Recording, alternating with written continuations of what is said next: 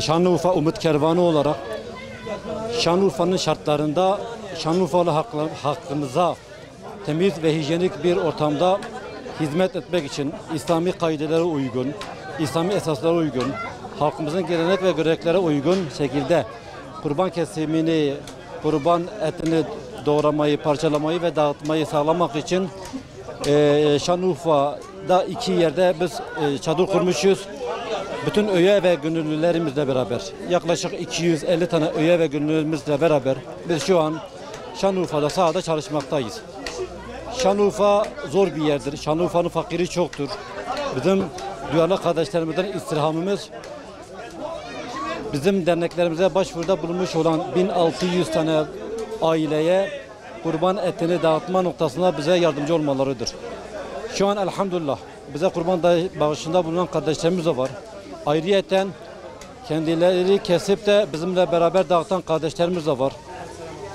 Şanlıurfa olarak bizim en büyük hedefimiz hem Şanlıurfalı yerli kardeşlerimizin hem de Şanlıurfa'da bize misafir olarak bulunan Suriyeli kardeşlerimizi bu bayramda en azından evlerine bir parça da olsa et ulaştırmaktır, sevinçlerine ortak olmaktır. Tabii Şanlıurfa dediğimiz gibi sıcak bir memlekettir. Bizim burada hizmet etmemiz gerçekten zordur. Görüyorsunuz bizim üye ve gönüllü kardeşlerimiz yaklaşık 250 tane demiştik. Bunlar hem ailelerinden feragat ettiler, hem bayramlarını yani bir nevi istirahatlerini bırakıp buraya gelip çalışıyorlar. Yani görüyorsunuz hepsi kan ter içerisindedirler. Gerçekten takdire şayan bir çalışma örneği gösteriyorlar. Burada emeği geçen bütün kardeşlerimize Allah razı olsun diyorum. Şimdi Urfa'nın sıcağından bahsettik biz. Gerçekten Urfa'nın sıcağını düşündüğümüz vakit hani Peygamber Efendimizin Bedir Savaşı'nda, Uhud Savaşı'nda o Ramazan ayı içerisinde o sıcaklıkta vermiş olduğum mücadele aklımıza geliyor. O 40 derecenin üstündeki sıcaklıkta sahabenin, ashabın bu amaç uğruna çalışmasını aklımıza getiriyor. Gerçekten üye ve gönüllerimizin bu sıcakta belki de evlerinde güzel bir şekilde oturmak varken, belki de aileleriyle beraber geçirmek varken, belki de serin yerlere gidebilmek imkanı varken böyle buraya gelip sahabeleri andıran, o güzelliği bize gösteren, o tabloyu gösteren bize çalışma örneği gösteriyorlar. Gerçekten bizi duygulandırıyorlar. Hepsine tek tek teşekkür ediyoruz. Allah razı olsun diyoruz kendilerine.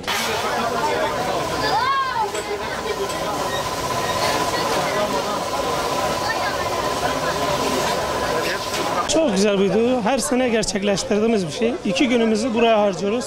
Yetim, fakir ve kimsesiz aileler için geliyoruz. Çok güzel bir hevesle birbirimize yardım ediyoruz. Vatandaş yan taraftan gidip kurbanını seçiyor, getiriyor. En baştan fiş karşılığında, ücret karşılığında fiş kesiyorlar. Kimi tekbirler eşliğinde başını kesiyorlar. Sonra derisini yüzüyorlar. Havasını vuruyorlar. Yavaş yavaş yüze yüze geliyor.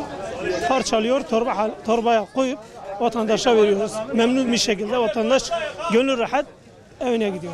Her sene bayram namazından sonra kimse evine gidip bayramlaşmıyor. Ailesiyle birlikte bayramlaşmadan gelip burada kurban kesim yerine yani 2 gününü ailesiyle bayramlaşmaktansa 2 gününü fakir ailelere feda ediyorlar.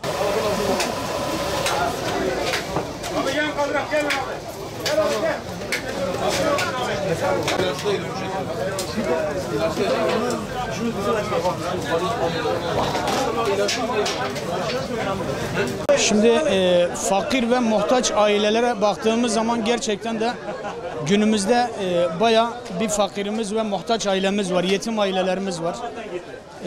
Onun için biz yani her sene yaptığımız için, her sene gönüllü olarak geldiğimiz için Arefe günü gerekirse hiç yatmadan sabaha bekliyoruz. Yani o heyecanla. Amaç rızayı ilahi ise değil 2 gün, 4 günümüzde veririz. Yani hiç sıkıntı değil.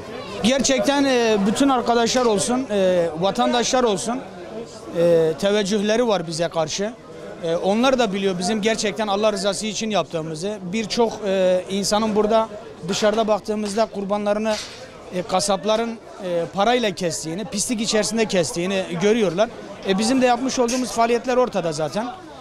Rıza-i ilahi için çalıştığımız için, insanlarla gerçekten güzel bir hizmet verdiğimiz için insanlar rağbet ediyor. Biz onu Allah rızası için yaparak hayrını Cenab-ı Hakk'a bırakırız. Yani çevre beni o kadar alakadar etmiyordu ama benim ailem gerçekten bayram namazından önce baba işte kalk da bir an önce çadıra git, geç kalmayacaksan diyorlar.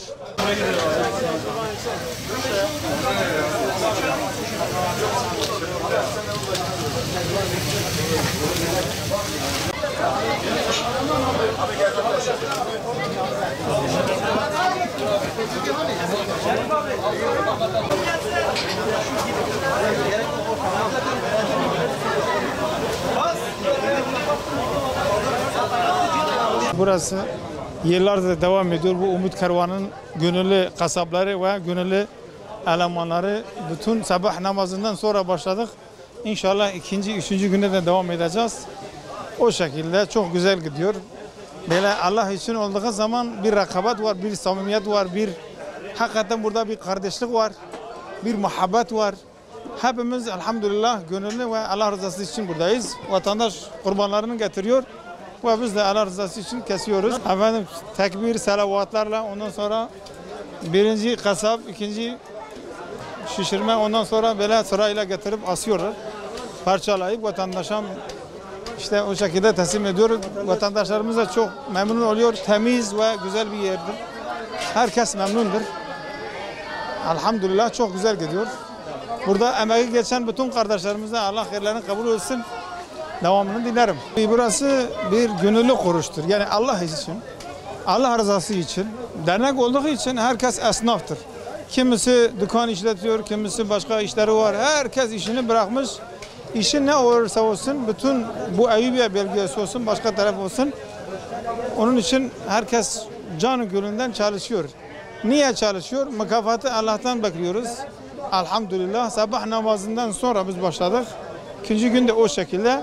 Daha evi, akrabayı, ziyaretleri daha yapmamışız. Doğru dürüst. Millet belki yani yemeğini de ayaküstü burada yiyor kahvaltısını.